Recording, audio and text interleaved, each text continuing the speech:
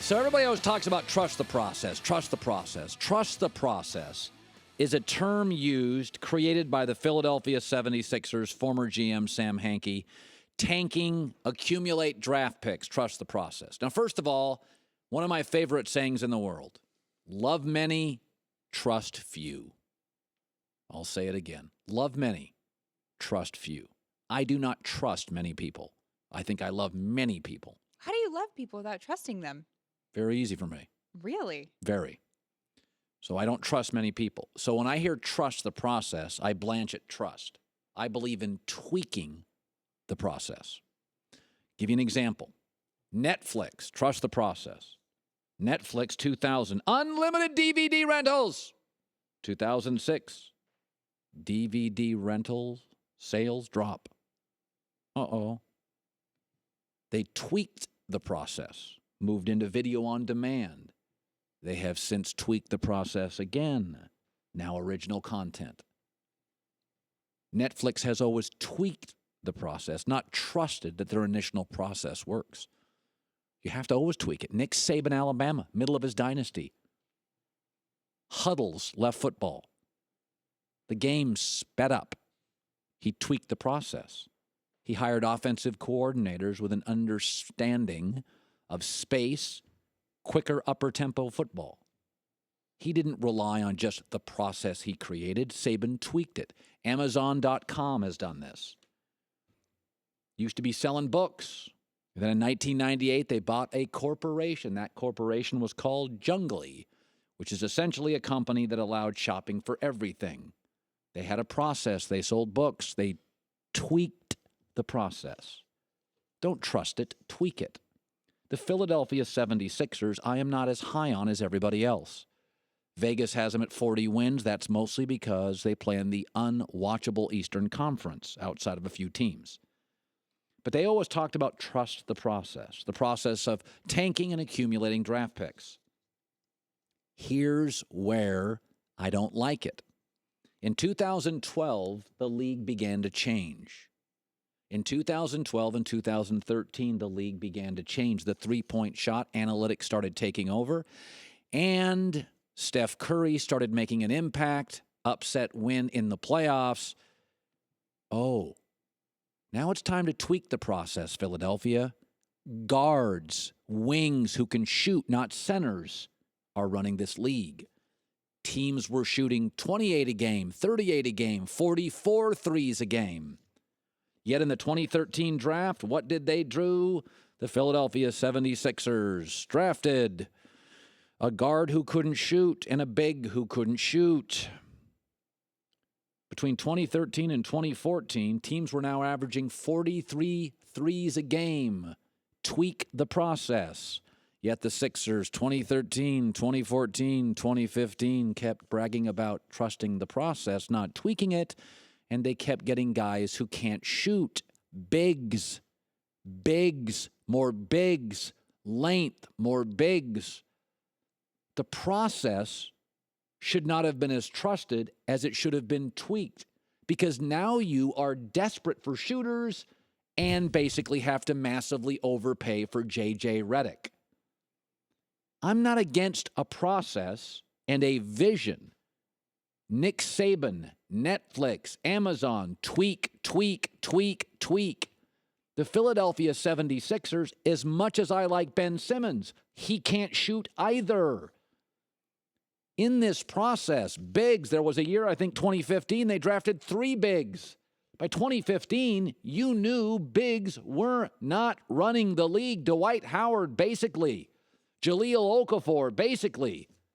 What's the point? They can't be in games late. The game is faster, no hand checks. The game is full court, not half court. Run. It's not about rebounding. It's about possessions and threes. So it's not that I don't like the process, the accumulation of draft picks. I do like that. But what makes Netflix and Amazon and Saban, and by the way, New England's done this, they are constantly tweaking the process. This Philadelphia team's got one shooter. One. And they got bigs now that very few teams want. And even 2013, they got a guard who couldn't shoot. and a big who couldn't shoot. That's why I'm not as high on him. By the way, when it comes to three-pointers, they're awful. So again, love many, trust few. I am not anti-process. I get what they were doing. But look at what Houston has done and Golden State has done and San Antonio. By the way, this is a great example of what Coach K did at Duke.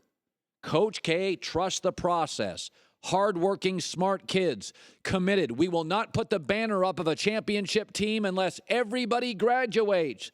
Oh, wait, the culture changed. We're going to tweak the process. Duke says we're going to take guys who play for a year, and we're going to put the banner up if we don't graduate every player. Bobby Knight was rigid. John Calipari and Mike Krzyzewski were not rigid. They tweaked it. Don't be rigid. Even if you come up with a great idea, there's going to be roadblocks and barriers and cultural changes and new laws. The best accountants are always looking for that little crevice, that little opening. That's what they do. That's what business people do. So I just trust the process. It's always hashtag trust the process. No, tweak it. This is interesting. Let me, before, the whole thing about Cleveland Kyrie, basically what Kyrie's doing, and I've always defended players on this. Kevin Durant and Russell Westbrook had a 10-year relationship, and then they break up, and it's kind of an ugly breakup. You can't expect Kevin Durant and Russell Westbrook to not harbor a little bit of stuff, resentment, anger. You can't have a 10-year relationship. I don't know, if you're married for 10 years or you date for 10 years and you have a breakup, and even if you're both sick of each other, that's a decade of your life. Okay, that's a lot of experiences, a lot of vacations, a lot of how you doing. There's a lot of dinners, a lot of talks, a lot of arguments, a lot of agreements, a lot of laughs. Kyrie and LeBron, there's going to be, now it's not nearly as long as KD, and it's not nearly as long as Westbrook KD. It's half that. But they experienced a championship, disappointment, a lot of laughs, a lot of trouble, a lot of passive-aggressive, a lot of cryptic this. They're going to have issues. Yesterday, Kyrie Irving came out. It was funny. And he said, I'm driving around Boston, said Kyrie Irving. I'm thinking, man, I'm in a real-life sports city. A lot of different cultures, food, and people. Man, you get it all, especially in Boston. Now, first of all, Boston has three cultures: angry, bitter, and Irish. Let's not make it Paris. But the point being is what Kyrie Irving is saying when he's saying this is, I'm in a better place than you. I got a cooler partner. Yeah, look at me on Instagram. Look where I'm at. My city's cooler. By the way, and I'm okay with that. I'm totally okay with that. I'm not going to lie to you. When I left my former place to this place, I'd make sure I'd show those sunset pictures. How you doing, bro? It's snowing. 74 here. We're all insecure. We all want to feel better. We want to feel like we win. My first couple months here, it was like I'd be surfing thinking, my God, that I hit the lottery. I got great bosses. I got great weather. I live by a beach, not in the middle of New England. It's the reality of it. You're not going to go through a 10-year relationship like Westbrook and Kevin Durant and the Warriors. Like, we don't understand why Kevin Durant still got a. How do you not understand? They were in a relationship for a decade. They broke up. It was public. So everybody, all your friends and all your buddies and all your Twitter and all your, hey, what about him? What about him? What about him? What about him? You read your phone, pretty soon you're like, yeah, what about him? You got to understand, man, Kyrie and LeBron had, now it was half the relationship of Russell Westbrook and KD, but what Kyrie Irving did yesterday by bragging about Boston, he was just bragging like, hey, my new job, I'm by the beach. We got better food. We got the Red Sox. We got the Patriots. You got Cleveland. It's okay. You can say that it's petty, and maybe it is, but we're all petty. When you go through life's experiences and you have these incredible highs and then you have lows, we're all humans here. Thanks for watching. Subscribe here to get the latest from the show. Also, be sure to check out more of the best clips from The Herd or go watch a few segments from the newest show on FS1, First Things First, with Chris Carter and Nick Wright.